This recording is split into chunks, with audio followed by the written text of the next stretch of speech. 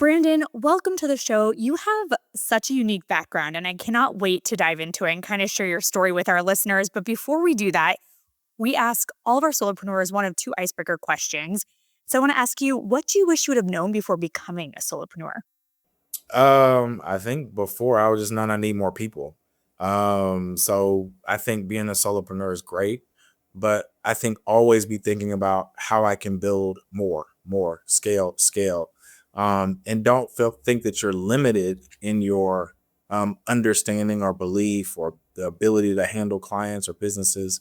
I think as long as you are comfortable in your expertise of it, your area of expertise, you'll be fine. But if I really thought about it, I'd be like, man, I just need more people.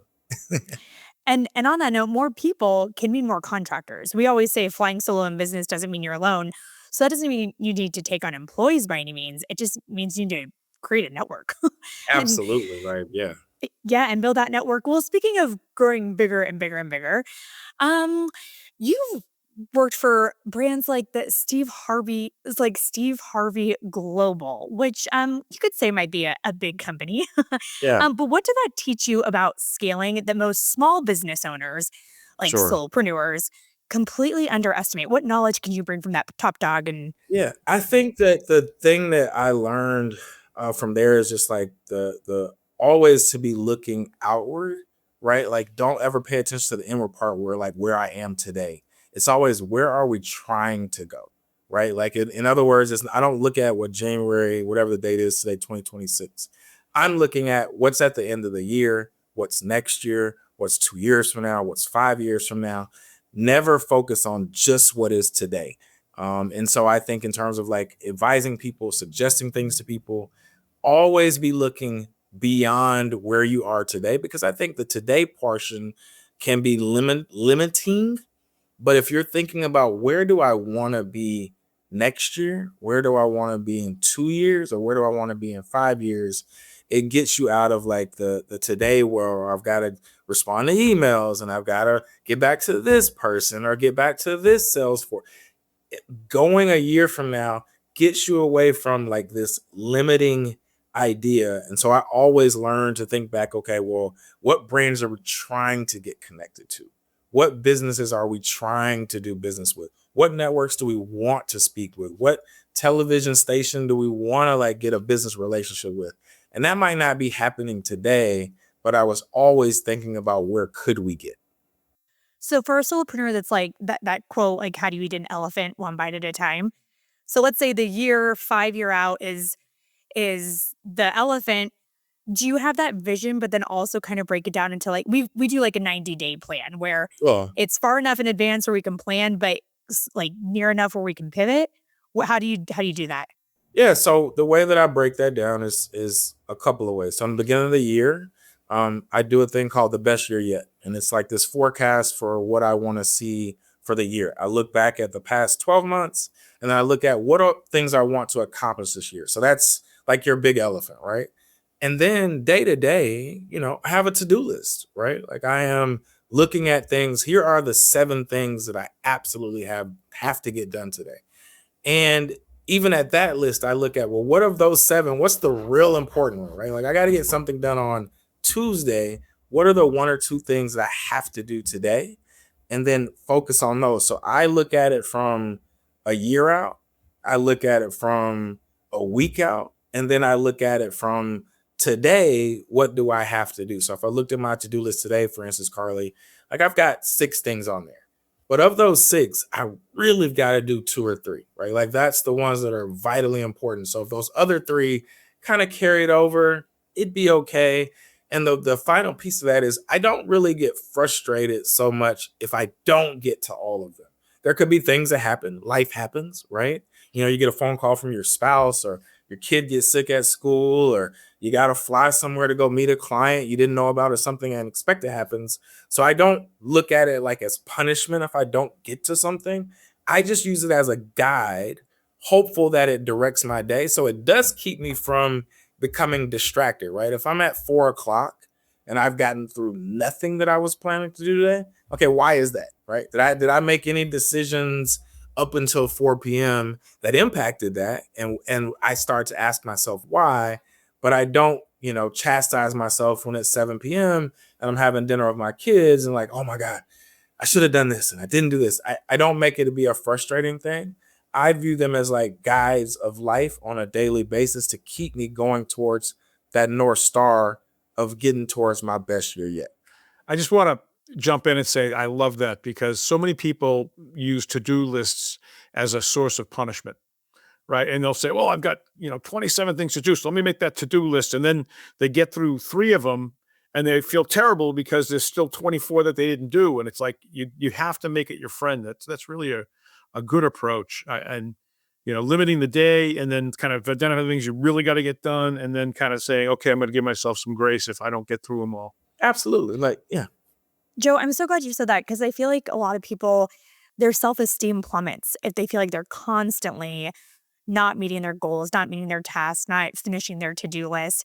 And that actually pivots to something else I wanted to talk to you about is solopreneurs do struggle with confidence. And if they want to be networking, like let's say partnering with a TV station, like you were saying, or going into kind of these intimidating spaces, based on your experience in these like high level environments, what kind of mindset shift helps solopreneurs see themselves as like the real deal rather Yeah. than that low self-esteem that so many of them have? So I was having a conversation with someone over the weekend, Carly, and it's to this very point. Like what I would say to people, and some people think this is a kind of an off statement, but like everyone is trying to figure it out, right? No matter what it sounds like, or you hear somebody say about AI, or you hear Elon Musk say there'll be no jobs in like 5 years, or you hear everyone is trying to figure it out, right? So I think the confidence comes from what you know from what your experience is. It doesn't matter if you're a one person shop or a million person shop. Take your knowledge base, walk in the room, and understand that no matter how well they're dressed, no matter how many years they say they've been doing it, they're all trying to figure it out, right? Like they're all trying to come up with the answers and the right answers, right? Like you can come up with an answer, but if it's not the right one, who cares? So I walk in rooms, it doesn't matter that somebody says, "Oh, I'm the president of ABC, I'm the president of Fox." What I have come to find is it's all the same. They're trying things. Some things work, some things don't. They believe that some things will work. They're confident in what they say. But truly, when it doesn't work, all they say is, "Well, I tried." Right. And that I think the difference is for the people that kind of pull themselves out of it because of a confidence thing. The difference between the winners and the losers that somebody tried and somebody didn't. Right. They had the confidence to try, make the effort, go figure it out. And that's the big difference. So what I would tell everybody that's listening, go and do it, right? Understand that the person, no matter how good they look or the car that they drive or the trips they say that they're on, they are just trying to figure it out just like you. The only difference is they have the willingness to try day after day, day after day. And even when they get it wrong, they don't let that be the stopping point, right? They just go try and find something else. And so I think that's a big difference. I'd like to toss in a little perspective on that because I really like that. I think it's 100% true 80% of the time. But there are, and this has been my experience in working for companies when I was younger and being in my own business. I mean, I've been doing that for the last 35 years starting my own businesses. There are people that aren't trying anymore. You will walk in a room sometimes with somebody that isn't trying, and it can be frustrating because they're not going to resonate. Like they're not, whatever you're telling them doesn't matter because they're not trying. But it's also sometimes a way to say, hey, you know, we have an opportunity here to do what they're not doing. My last startup, we ended up, our biggest competitor was $1 billion a year in revenue company, and we were a bootstrap startup. And we ended up dominating the space, the niche that we attacked because they didn't, they'd given up, they were doing it, they were selling into it, but they weren't trying, and we hit it hard. And that's just, I think it's important to keep that perspective because that's sometimes can be a very frustrating way when you're selling, but a really great thing when you're competing. Yeah, and I think that's a great point, Joe. And I think, look, if don't make an assumption that just because they're the big show in town, that there isn't a place for you. As you just mentioned, It's like you see companies all the time. You're like, they clearly are missing something, right? Like there's this thing that they could be doing and they're not because they're doing whatever they're doing, or they're big and they've got all this bureaucracy and red tape. And you're like, man, we could really like build off of something. And so don't make the assumption that just because there's a huge market maker in the space that there isn't room for your startup or your single business.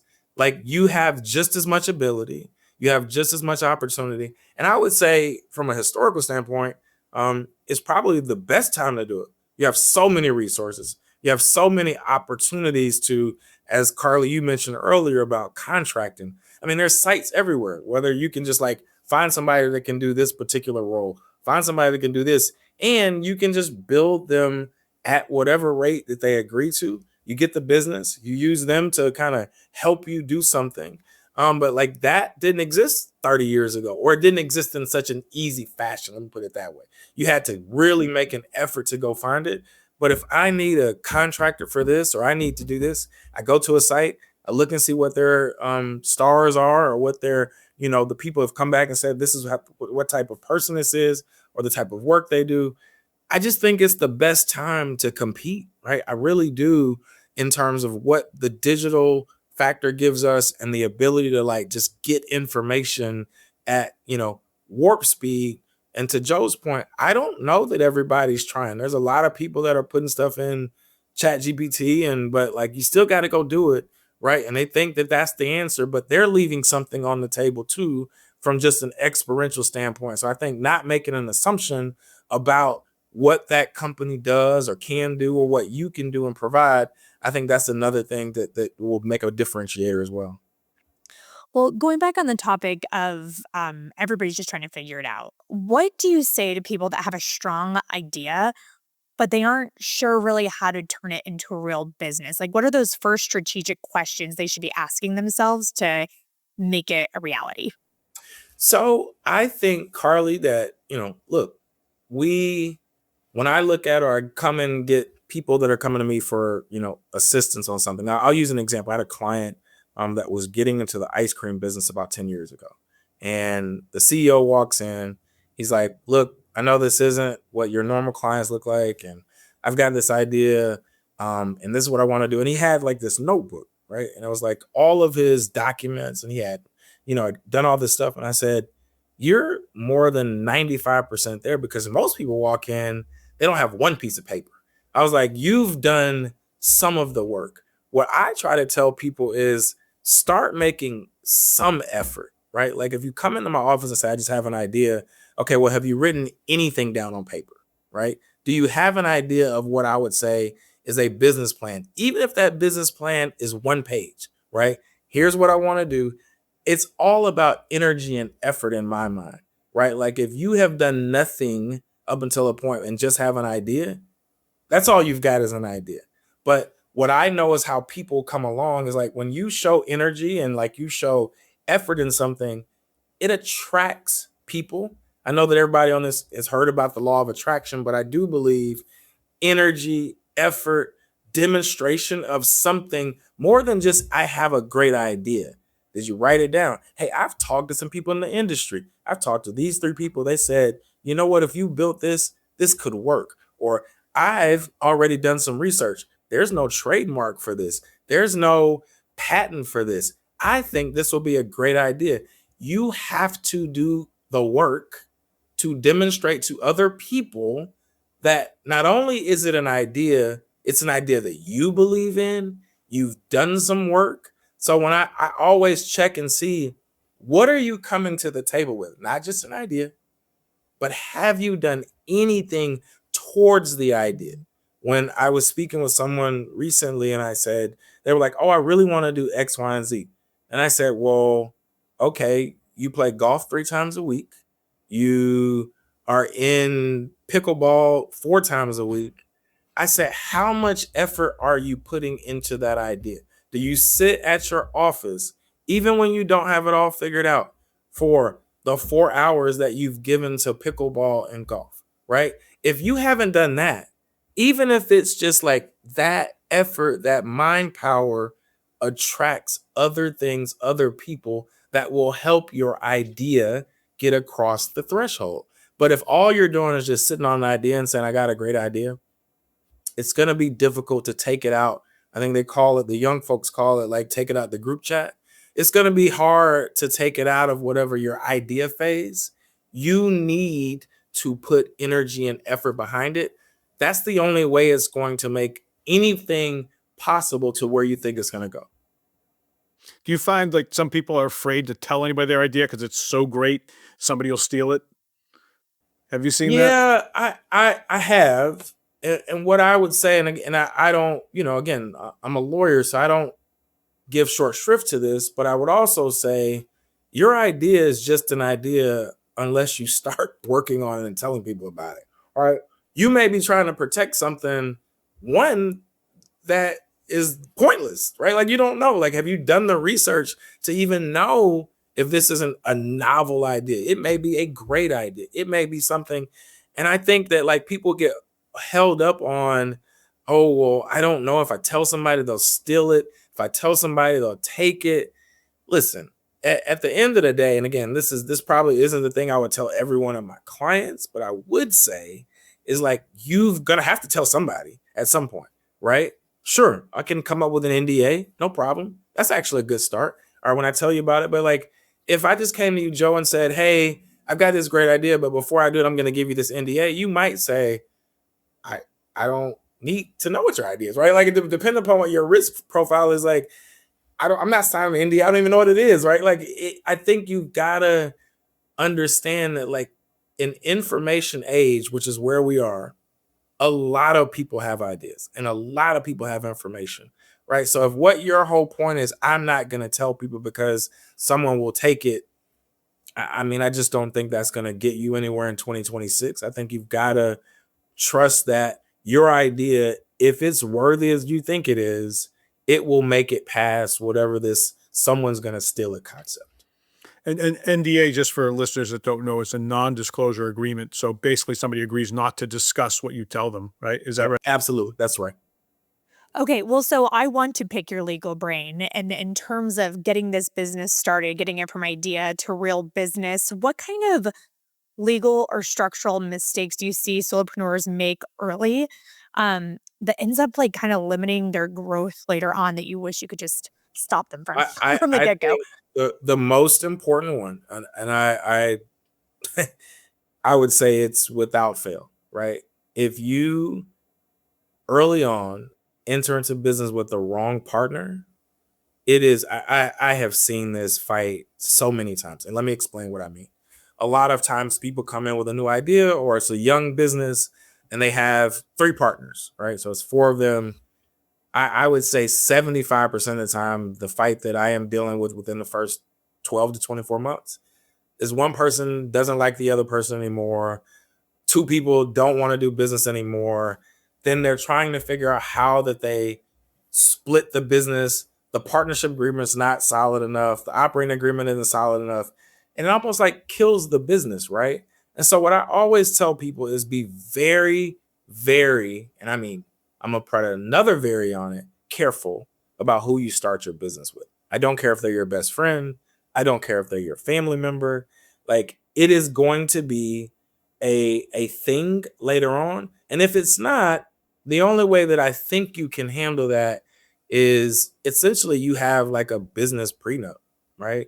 And that it spells out what happens to the business if this doesn't work out. Even if that provision is one line, like even if the provision is, I keep the IP, I'll pay you $5,000 if we break up within a year. If it's within 2 years, I'll pay you $10,000. Like I think I have seen so many, what I would call people that have had great ideas, potentially very good businesses. That partnership thing really, really impacts down the road what your business is going to be or could be. Another good reason to be a solopreneur. Yeah, exactly. But those things still need to be in place with contractors. Like you still need to Yeah, get that writing 100%. down with the contractors you work with. It may not be a partner since you're running your own business, but Yeah. things can go south with contractors With too. It may not be the vendors, ownership. Oh, goodness. with Ownership. vendors, Yeah. with anybody. Like you're even, and again, I think this is the important part. Joe and Carl, you both know this, but even if you're a solopreneur, your business is going to depend upon other people. You're going to be involved in your business with other people, whether it's today, tomorrow, next year, 5 years. If you've got people that you're bringing on as consultants, if you've got people that you're bringing on as potential partner, like you're going to have to deal with other people. Like solopreneur is idea wise awesome, but there will be other people that you're going to have to get involved in your business. And you just want to be careful about who those people are. Absolutely. Absolutely. So if someone is just trying to get traction, let's say more clients, more visibility, partnerships we were talking about earlier, what should they have in place legally before their business skyrockets and takes off like a rocket? Yeah, I like to have, again, depending upon your risk profile, but I also think this is just the energy of your business. I'm a big person about structure, so I don't tend to tell people to like just operate as like a solo practitioner, even though it's solopreneur. Start some level of business, right? So whether you want to start a single member LLC, whether you want a C corp that is a one shareholder person C corp, I don't care what it is. I think just from I believe in this business is kind of what I was talking about earlier, energy, effort, what you're putting into it, how you view your business matters. And so I think one of the earliest things I simple will tell people simply start your single member LLC, right? Get an EIN, open up a bank account. Well, those things are important too, because down the road, for God forbid, somebody comes and says, Carly, your product, blew up in my face and I'm going to sue you. Well, if you were just running your business as a single person with no entity protection, what happens is that lawsuit is against you personally, right?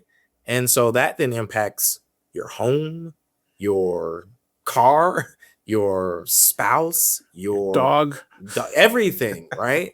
But if you had, even at the most basic level, a single member LLC, which in most states, if you're in Delaware, it's $350 or $500. In Georgia, it's $100. I mean, these aren't significant costs, but they can save you from a world of issues down the road, right? And somebody may say they're solopreneurs. I don't have $100. I understand that.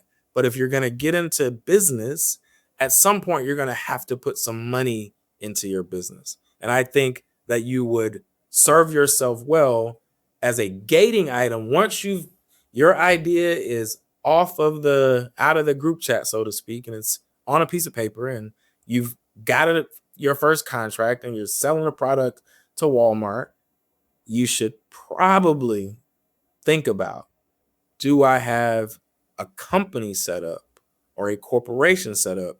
Even if it's just me, that's a perfect place to start. You know what I love though? Just because you said this in the beginning, because I agree with you 100% on getting the business set up and protecting yourself from liability. But what you said at the beginning was make it into a thing.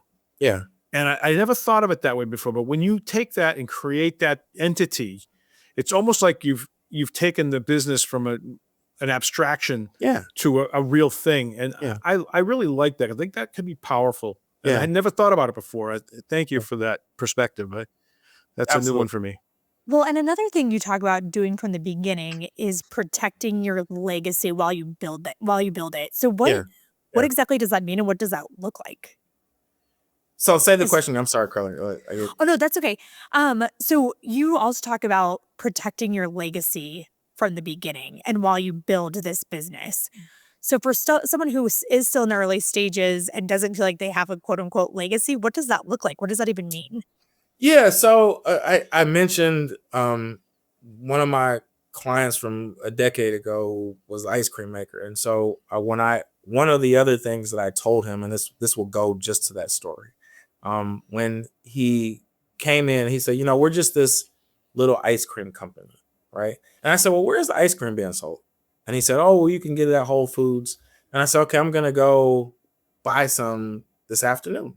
So I went to Whole Foods and they were there, and I bought 5 different types of the ice cream. So I go sit down and I had it that night. And then I end up sending him emails. So I tasted the 5 and I was like, wow, this is really good. So I sent him an email and I said, somebody has to be the next Haagen-Dazs. Why not you? Right. And so when I say legacy, they had an idea that made it out, got on a piece of paper, got a business plan. They told some people about it. They had a beautiful name, right? They told me why the name was what it was. They had gotten into Whole Foods. And this is all before they'd ever had a lawyer, right? So this is look how much effort that they did before they even found somebody. They had to do a lot of things just to get there. They had production, they had marketing, they had all these things to make it into a thing, right? They had formed the company with the Georgia Secretary of State. And so, but their legacy was, and they used it. I said, somebody has to be the next Haagen-Dazs. Why not you? Right? That's something that they took on and thought on early on, right? Because it wasn't what they are today. If you think about what I said earlier, don't think about what you are today. You don't think about the little thing that you are today. Where do you see yourself 12 months from now, 24 months from now, 36 months from now? What do you want to see your business be or become?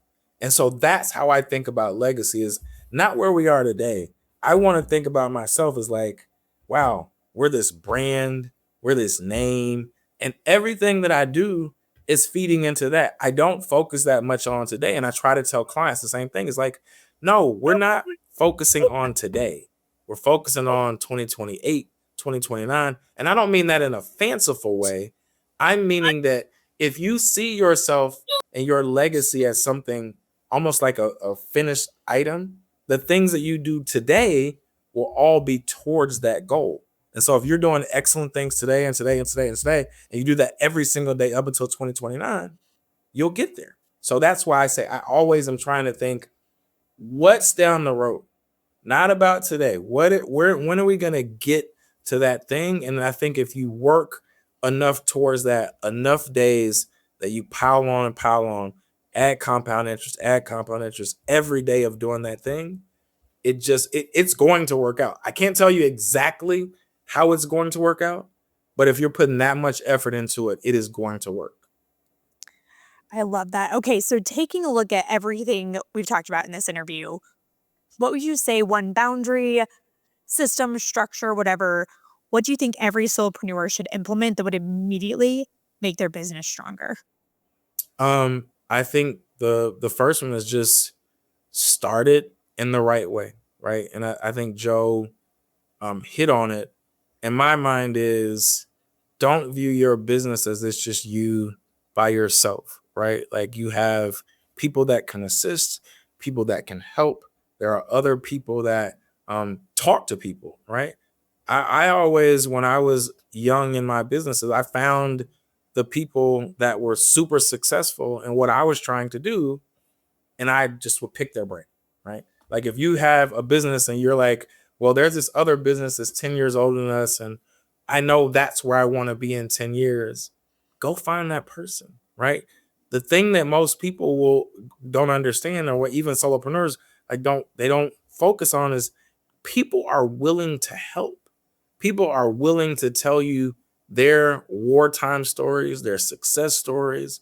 And I think that utilizing those people will help. Utilizing contractors, utilizing people. You don't have to do it alone, notwithstanding that you're a solopreneur. If you think about that, there are people, systems, organizations that will assist your business, help you along, provide wind at your sails.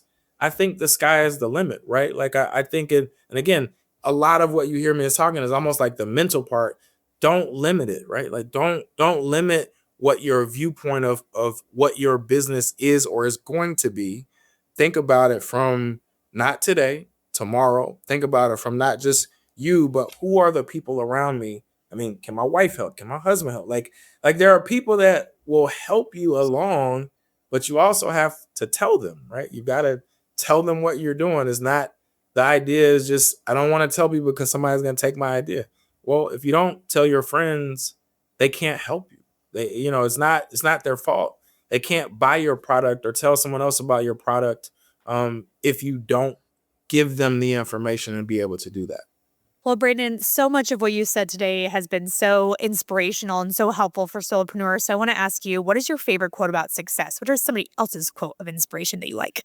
Yeah, I think that what I would say in terms of success is really, really hard, right? And what I mean by that is it is day in, day out, work, work, work, effort, thinking, failing, trying. The people that make it, they failed like 1,000 times, right? The people that are like on the magazines or the best solopreneur of the year, or this person that's got this new business or whatever it may be, I just think you have to understand it is a big sacrifice, right? It doesn't matter what your business is. Like, you have to put the time, you have to put the effort. And like, if it were easy, I know that sounds cliche, but it's the truth. Everyone would do it, right? Like Joe talked about it earlier. It's like, there are these businesses that he's started and gotten successful at, is like because the other people weren't doing it, right? And so it is hard though. Like, and if people think that they're going to work 2 hours a day and go be at every kids event and be, I can be the dad of the year every single day, and I'm picking up the kids from school every day, and I'm at every single dinner, every single lunch. Like, it's not. That's just not what it is. And I know that some folks, especially in 2026, it's like work-life balance, and it's all. My balance is I work really, really hard, and I am home for dinner. And that may be home for dinner, but I also will likely be going back to the office after dinner and after the kids are down, right? It's starting my morning, instead of starting my morning at 7:30, my morning starts at 5:30, right? Because it takes the time it takes, right? You can't like easy your way into success.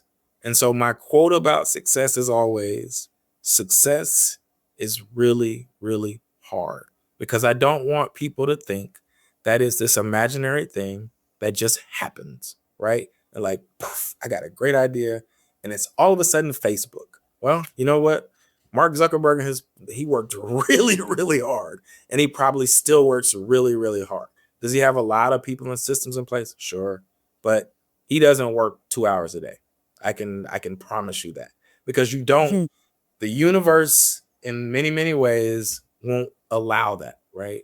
The universe is inertia, it's energy. Business is inertia, and it's energy. What you put into it, you will get out of it. And it's not going to let you cheat. So if you work 30 minutes a day, your success is going to look like 30 minutes a day. And so I would think that would be my final takeaway, is just work really hard, and, live your life, but just understand that it's going to be really, really difficult for you to become successful. So well said. Well, Brandon, if people want to find out more about you, where can they find you online? Oh, sure. I'm obviously on LinkedIn. Look up Brandon Williams. I'm an attorney. Look up Steve Harvey Global Law Corp. I'm on there. I'm on Instagram as Mr. Bizlaw, MrBizlaw. And my email is Brandon at lawcorp, LAWCORP, LLC.com. Love it. Well, thank you so much for coming on the show today. I have loved this discussion. I really appreciate it. Like, it was great. I love the questions. I love the back and forth. I love Joe, you filling in and asking things. It was very enjoyable for me too. Great. Well, and listeners, hopefully it was enjoyable for you as well. And as always, please leave that 5-star review. It helps us spread the word to other solopreneurs. Subscribe to the show on your favorite podcast platform, including YouTube, and share this episode with a friend. And we'll see you next time on the Aspiring Solopreneur.